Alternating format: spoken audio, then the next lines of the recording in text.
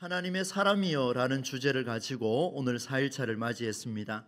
우리가 살아가야 할 2025년도 하반기도 치열한 삶의 현장이지요. 일상 안에서 우리는 끊임없이 고민하고 또다시 영생을 취하고자 싸움터에 나가게 됩니다. 그런데 이 싸움의 현장 속에서 우리가 어떻게 살아야 할 것인가를 성경은 천국에서만 보는 것이 아니라 이 땅 안에서도 하나님 나라를 이루어가는 중요한 5가지의 원리를 디모데전서를 통해서 우리에게 주십니다. 이제 3가지까지 좀 살펴봤었는데요. 첫 번째 날에는 복음의 삶이 다른 교훈과 그리고 신화와 족보 이야기가 되지 않으려면 하나님의 영광이 드러나는 삶을 살라 말씀을 주셨습니다. 이것이 참 모호할 수 있었는데 아주 구체적으로 주변의 사람을 살리고자 내가 하나의 밀이 될 수 있는 길을 찾아가는 것이 이것이 싸움에서 승리하는 길이다 라는 첫 번째였고, 두 번째는 우리가 마주할 수많은 우연의 사건들을 필연으로 바꾸고 싶어서 내가 개입하는 순간 그것은 폭행이 될 수도 있고 박해가 될 수도 있고 그것은 회방하는 일이 될 수 있다. 그러나 그 속에 들어갔을 때 내가 개입하는 것이 아니라 하나님이 개입하시도록 길을 열어주고 오히려 하나님이 원하시는 그 일을 내가 동참하는 길을 걸어가면은 그 길은 바로 놀라운 역사로 하나님 이루어 주실 것이다. 2가지를 살펴봤고, 마지막 어제 3번째로는 우리가 약점을 드러내는 일에 신경 쓰기보다 오히려 주변의 사람들을 훨씬 더 칭찬하고 격려하고 세워주고 그들을 위해 지원하고 투자하고 우리 물질도 한번 사용해보는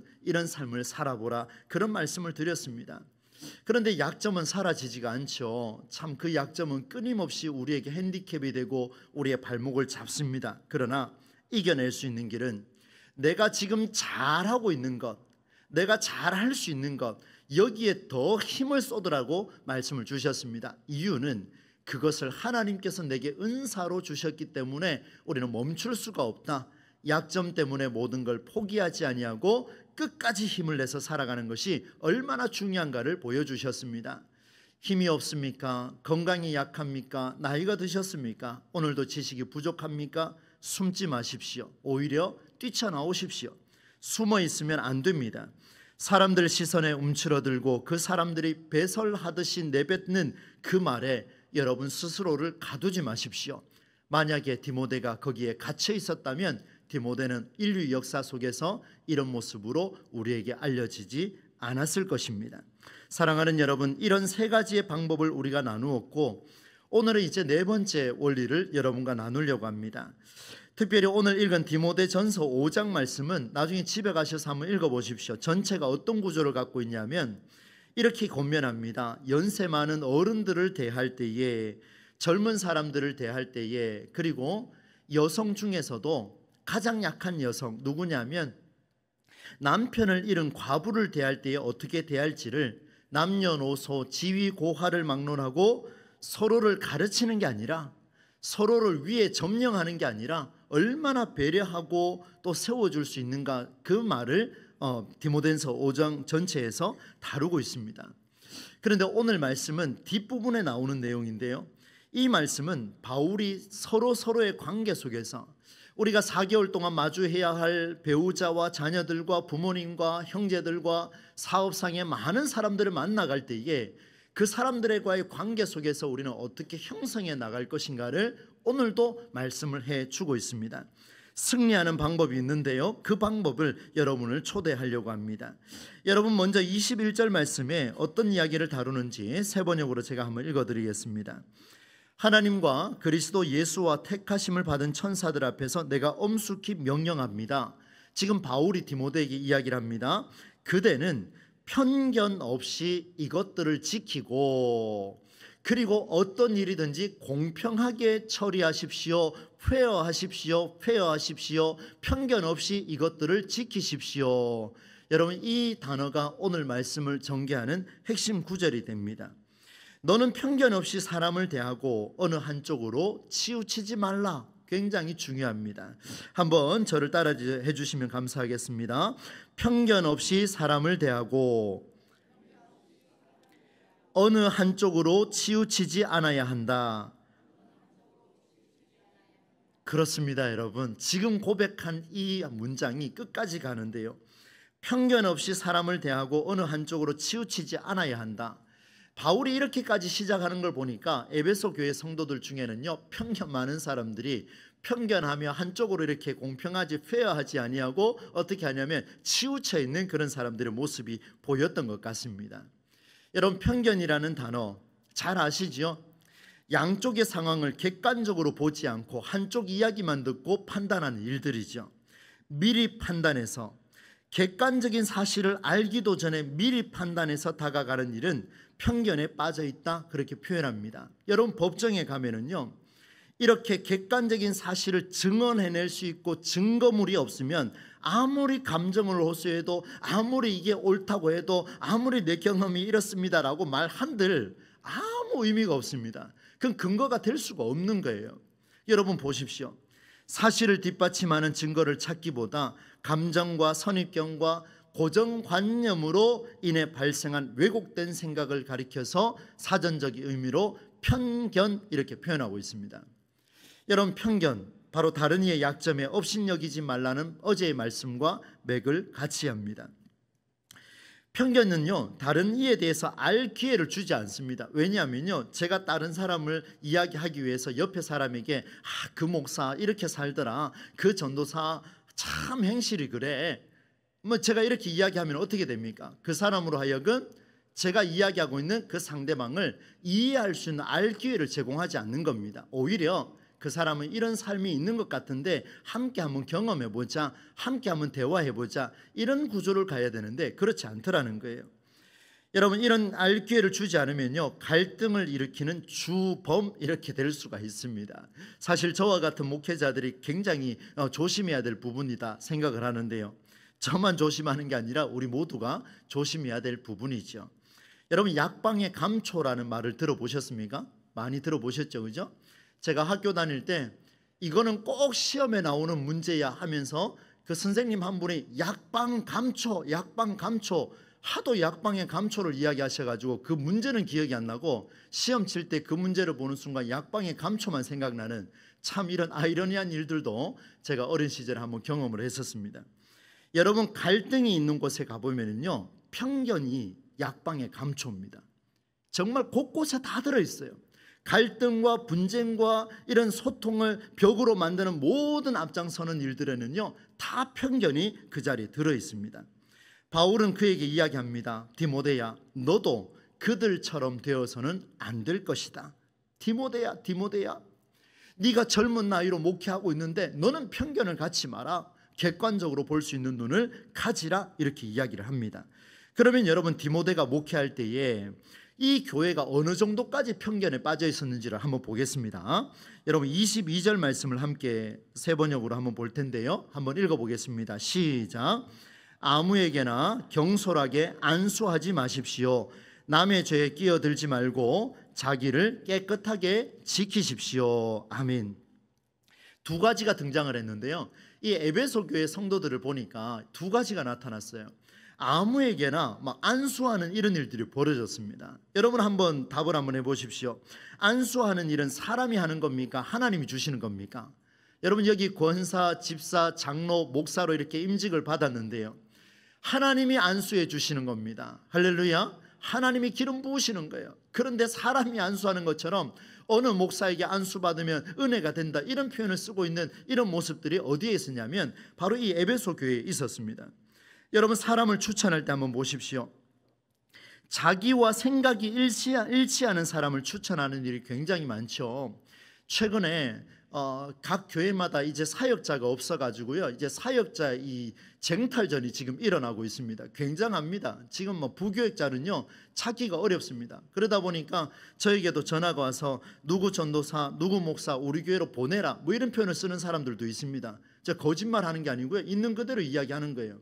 그래서 제가 뭐라고 답을 하겠습니까? 절대로 안 된다고 이제 답을 하긴 합니다. 그런데 여러분, 사람을 추천할 때요, 내가 좋아서 추천하면 그 교회 가서 잘할 수 있을까요? 못할까요? 잘할 수 있다는 보장이 없습니다. 그런데 추천할 때 어떻게 해야 되냐면, 동부제일교회가 어떤 목회를 지향하고 어떤 장로님들과 어떤 권사님들과 집사님과 성도님들이 계시는지를 정확하게 파악하고 그 교회를 살릴 수 있는 목사를 추천하고 그 교회를 살릴 수 있는 전도사를 추천해야 되지 않겠습니까? 맞지요, 여러분? 그렇게 해야 되는 거예요.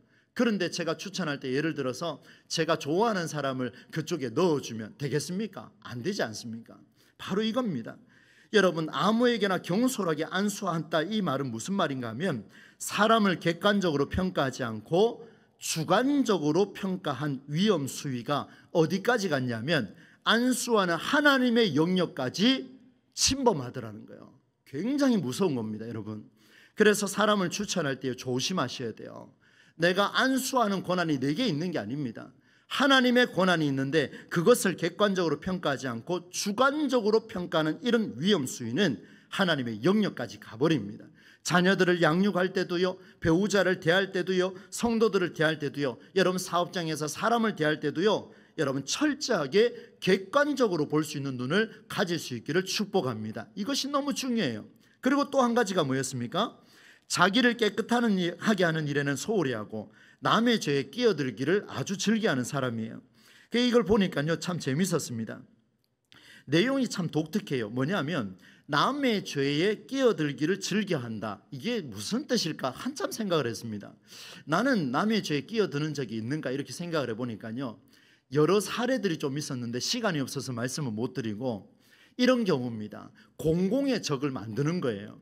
남의 죄에 끼어든다는 이야기는 그 사람의 죄에 끼어들어서 어떻게 해요? 그 사람을 고립시키는 겁니다. 따돌림을 시키는 겁니다. 남의 약점을 드러내는 일들이죠. 왜요? 공공의 적을 만들어야 내가 깨끗하기 때문에 그렇습니다. 보세요. 남의 죄에 끼어들지 말고 자기를 깨끗하게 지키십시오. 공공의 적을 만들지 말고 너나 깨끗하게 하세요. 예, 제가 그런 표현 한번 썼죠. 너나 잘하세요. 뭐 이런 표현을 썼었는데 저에게 주시는 메시지입니다. 하나님께서 우리 모두에게 우리 자신을 깨끗하게 지키라는 그 메시지죠. 사랑하는 여러분, 지금까지 편견에 대해서 제가 말씀을 드렸습니다. 그렇다면 이 편견을 벗어날 수 있는 성경적인 방법이 있을까? 오늘 설교 제목처럼 편견이 없을 때 보이는 건 과연 무엇일까? 이걸 우리가 찾는다면 이 남은 4개월 동안 우리는 편견 없이 그 안에서 혹여나 편견하지 아니하고 엄청난 사실들을 우리가 만날 수 있을 겁니다. 여러분, 이 사실을 알기 위해서 오늘 23절 말씀을 중요하게 좀 다루어야 되는데요, 세번역 말씀으로 함께 한번 읽어보도록 하겠습니다. 시작. 이제부터는 물만 마시지 말고 포도주를 조금씩 쓰십시오. 여러분 23절 그대로 좀 띄워주십시오. 21절과 22절에 보니까 너는 편견을 갖지 말고 아무에게나 경솔히 안수하지 말고 너 자신을 깨끗하게 하라, 이런 이야기를 다루었습니다. 그리고 4절과 25절에 가면 어떤 내용이 있냐면요, 모든 죄는 밝히 드러날 것이다. 그러니까 네가 편견 갖지 마라. 어차피 깨끗하게 객관적으로 다 드러날 텐데 왜 그렇게 고집하고 왜 그렇게 편견을 갖고 있느냐, 이 이야기를 하고 있습니다. 그런데 여러분 보세요. 편견 갖지 말고 이렇게 살아라, 마지막 가면 다 드러날 것이다, 이렇게 이야기했는데 중간에 한계가 딱 들어가 있어요. 이게 지금 23절 말씀인데요, 왜 이야기를 하고 있을까? 굉장히 지금 중요한 이야기를 우리에게 다루는데 앞뒤가 지금 전개가 될지 안 될지 모를 정도입니다. 한 번만 더 같이 한번 읽겠습니다. 시작. 이제부터는 물만 마시지 말고 위장과 잦은 병을 생각해서 포도주를 조금씩 쓰십시오, 이렇게 기록하고 있습니다. 이제 이 말씀을 풀어보겠습니다. 여러분, 디모데가 나이가 어린 젊은 사람이었습니다. 그게 핸디캡이었어요. 그런데 가만히 보니까, 바울이 보니까요, 더 심각한 게 있었어요. 나이 어린 거는 업신여기지 않음을 당하기 위해서 전문성을 기르면 됩니다. 열심히 다 하면 됩니다. 그런데 또 한 가지가 있었는데 건강이 안 좋았어요. 이 젊은 나이에 이렇게 건강이 안 좋아서 되겠습니까? 건강이 좋지 않다라는 사실을 정확하게 알았기 때문에 바울이 뭐라고 이야기하면 네가 포도주를 좀 마시라, 이렇게 지금 쓰고 있는 거예요. 여러분, 당시 시대 상황으로 봤을 때 우리는 현대에 보게 되면 물을 깨끗하게 해서 마시지 않습니까? 근데 과거에는요, 이 물이 너무 이렇게 깨끗하지가 않으니까 뭘 사용했냐면은 포도주를 사용을 했습니다. 포도주 안에 보면은요, 이 알코올 성분이 있다 보니까 향균 작용이 있습니다. 잘 아시지요? 소독을 하지 않습니까? 이 물을 대신해서 안전한 음료로 마셨는데, 그런데 바울이요, 그에게 뭐라고 이야기하냐면 물만 마시지 말고라는 단서를 붙였습니다. 이게 무슨 말입니까? 지금 디모데가 건강이 안 좋아요. 병이 있어서 힘들어하는데요. 목사 아닙니까? 목사. 그러니까 이 힘든데요. 이 포도주를 조금만 마시면 나을 수 있는 병인데, 포도주를 조금씩 매일 마시면 나을 수 있는 병인데 물만 마시고 있더라는 거예요. 아니, 포도주를 조금씩 쓰면 일주일만 해도 나을 수 있는 병을 왜 그렇게 고집하고 물만 마시면서 그렇게 어리석게 살아가고 있느냐? 지금 바울의 이야기입니다. 이 성경의 이야기예요. 엄청난 메시지를 우리에게 주는데요. 이렇게 이야기합니다. Stop drinking only water. only, O-N-L-Y. 이게 굉장히 무서운 겁니다, 여러분. 왜 이것만 고집하느냐 이 말입니다. 왜 이것만 가지고 있느냐 이 말이죠. 왜 이런 편견을 가지고 그게 맞다라고 자꾸 이야기하느냐 이 말입니다. 여러분, 디모데가 그럴 수밖에 없었습니다. 저 자신도 되돌아보게 보는데요. 디모데는 주님께서 세우신 어린 종이었습니다. 맞지요? 그러나 그가 몸이 약했습니다. 그럼에도 불구하고 몸이 약해도요, 그래도 젊지 않습니까? 젊지 않습니까? 그러면 젊으면요 조금은 열정이 있지 않겠습니까? 열정과 의지가 굉장했을 것 같습니다. 그러나 그 시대도요, 금주, 뭔지 아시죠? 술을 마시지 말라, 금주를 고수하려던 신앙의 패턴이 있었기 때문에 디모데는요 눈치를 안 볼 수가 없는 거예요. 특별한 약을 쓰지도 않고 물만 마셔도 회복할 수 있다라는 그런 열정을 갖고 목회를 하고 있었다라는 것을 보여줍니다. 예를 들면 이런 거지요. 나는 병원에 가지 않아도 돼. 나 안 가도 돼. 괜찮아. 자식들이 보면 기가 막힙니다. 제발 좀 병원 가라 이야기하는데 괜찮아. 나 괜찮아. 하나도 안 괜찮아요. 속 타들어가죠. 병원에 가면 나을 수 있는 병인데 계속 느려지고 늦어지다 보니까 암투병하게 되는 이런 일들 저희 가정에도 있었지 않습니까? 저 그냥 하는 이야기가 아니에요. 자기가 가지고 있는 신앙의 편견 때문에 자기 몸을 상하게 하는, 자기 몸을 죽음으로 끌고 가는 이런 아이러니한 현상들도 많은 가정에서 일어나고 있습니다. 저는 너무나도 많이 봤습니다. 나는 아직 쓰지 않아도 나을 수 있다 말하는 그 디모데의 생각은요 굉장한 자신감인 것 같지만 사실은 전형적으로 율법적 신앙의 틀에 갇혀있는 모습을 보여주고 있습니다. 여러분, 깨어나십시오.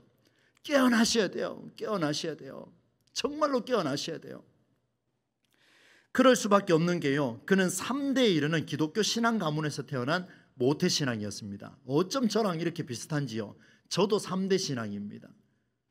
별로 그렇게 생각을 안 하시는가요?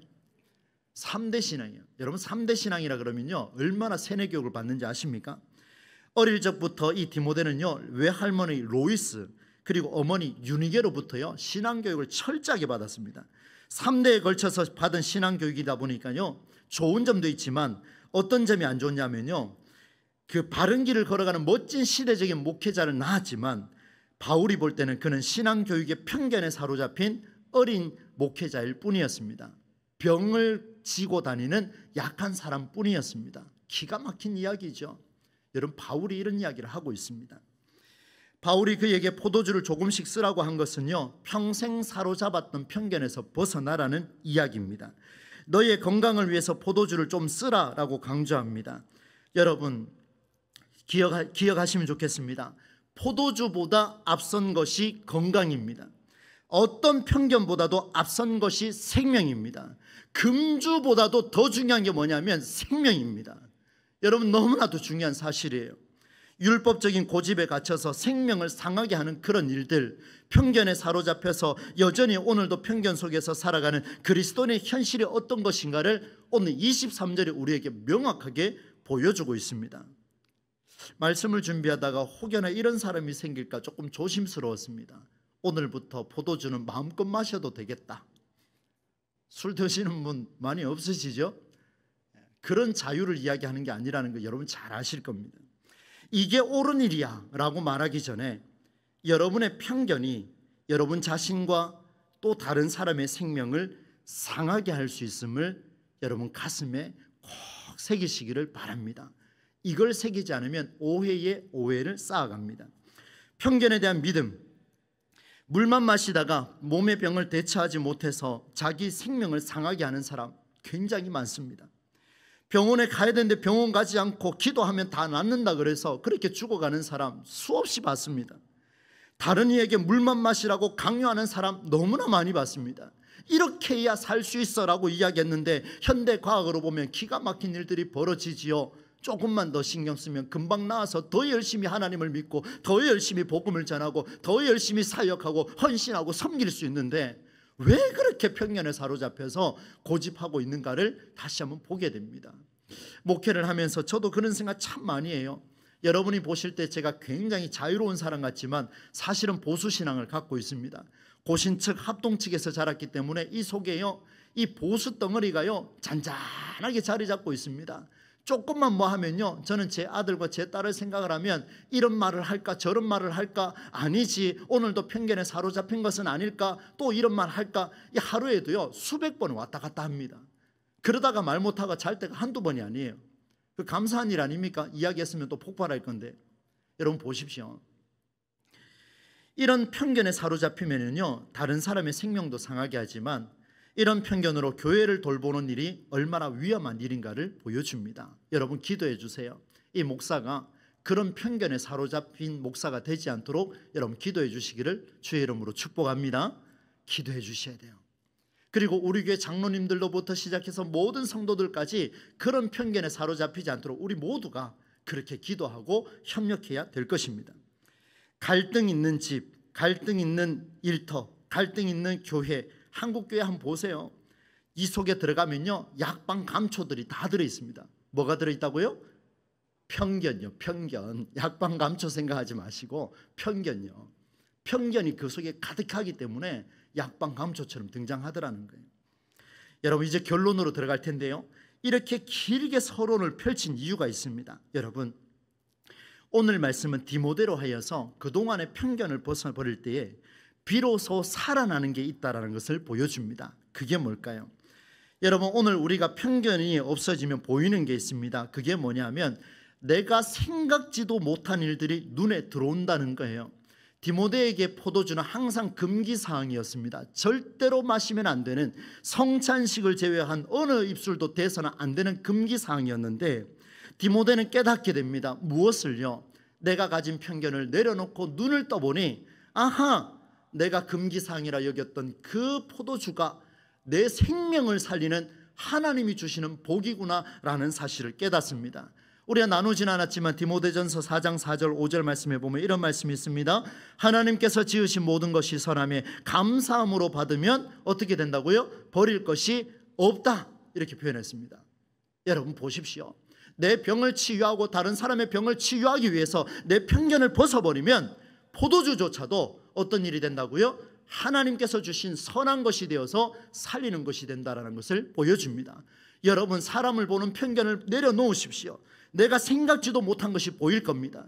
내가 가르치는 학생들, 나와 함께하는 여러 많은 사람들에 대한 편견을 깨십시오. 지금까지 알았던 편견을 한번 깨보십시오. 그때에 무엇이 보이느냐? 내가 살아날 수 있는 길이 보일 것이고 내가 가르치는 많은 사람들이 살아날 수 있는 길이 보일 것이라는 놀라운 사실을 우리에게 보여줍니다. 포도주를 사용하는 일을 가리켜서 많은 사람들은 이렇게 이야기를 하죠. 이것이 술을 마시느냐 아니느냐라는 판단 기준을 갖습니다. 디모데도 똑같았습니다. 그러나 오늘 우리는 이렇게 생각합시다. 우리는 포도주를 보면서 술을 마시느냐 아니냐 여러 가지 상황을 보며 이것이 율법으로 맞느냐 안 맞느냐 판단할 게 아니라 이것이 생명을 살리는 일인가 아닌가를 판단할 수 있기를 우리 주 예수님의 이름으로 축원합니다. 너무 중요해요. 여러분 저는 이것 때문에 목회하고 있습니다. 여러분들이 율법적인 기준을 가지고 여러분들이 저한테 수많은 경험을 가지고 저한테 말씀하실 때마다 가슴이 찢어지는 게 뭐냐 하면 하나님 이것이 율법적인 기준인데, 하나님 이게 경험적인 기준인데, 하나님 이게 최 목사가 가지고 있는 기준인데 이것이 어찌하여 성경으로 드러날 수가 있습니까? 하나님 기도합니다. 제발 하나님 앞에 기도합니다. 하나님 힘을 주십시오. 무슨 힘입니까? 우리 교회 공동체가, 여러분이 속해 있는 가정 공동체가 술을 마시느냐 마시지 않느냐 율법적인 판단이 아니라 내가 내 아들을 살릴 수 있는 일인가, 내 딸을 살릴 수 있는 길인가, 생명을 살릴 수 있는 일인가, 이것이 기준만 된다면 그 포도주는 문제가 되지 않는다라는 것을 우리에게 보여주죠. 여러분이 보실 때 수많은 결점들이 보입니까? 생명을 살리는 일인가를 판단하시기를 바랍니다. 그때에 내가 살 수 있는 길이 보이고 그쪽이 살 수 있는 길이 보일 것입니다. 내가 생각한 틀에서 벗어날 때에 치유가 일어납니다. 회복이 일어납니다. 전혀 생각지 못한 새로운 치유법, 여러분 기대하시지 않습니까? 기대하시지 않습니까? 혹시 여기 연세 많으신 어르신들, 내 몸이 조금 약한데 자식들이 병원에 좀 가라 그러면 한 번쯤 좀 가십시오. 제발 부탁합니다. 가셔야 돼요. 새로운 치유법이 보인다니까요. 보인다니까요. 요즘 한번 보세요. 내가 핸드폰을 만지면 나는 나이가 들어서 잘 못해. 우리 제가 여기 계십니다만 우리 정병홍 장로님부터 시작해서 핸드폰, 스마트폰 얼마나 잘 쓰시는지 아십니까? 저 대단하다고 생각이 들어요. 편견을 깨십시오. 새로운 치유법이 발견될 겁니다. 할렐루야. 깨셔야 돼요. 새로운 치유법이 우리에게 드러날 겁니다. 마지막으로 여러분, 예수님 이야기를 하고 마치겠습니다. 우리 예수님께서는 선 안에 갇혀있는 우리 인생을 보며 예수님은 선 밖으로 나갔습니다. 여러분, 편견이 없어질 때 보이는 게 있습니다.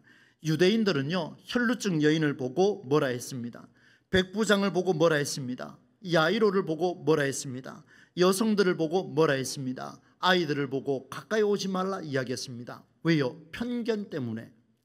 그런데요, 편견을 깬 사람은 무엇을 볼 수 있었냐면 혈루증 여인이 예수님의 옷깃을 잡아서 병이 나은 것을 만나게 되었고, 편견을 깬 자는 백부장의 믿음이 너무나 귀하여서 그의 종이 낫는 것을 보았고, 편견을 깨면은 회당장 야이로가 주님을 찾아와 땀 흘렸을 때 살려달라 했을 때 내 딸이 이미 살았다라는 것을 보게 되었고, 편견을 깨고 볼 때에 나병 환자가 치유받은 것을 보게 되었습니다.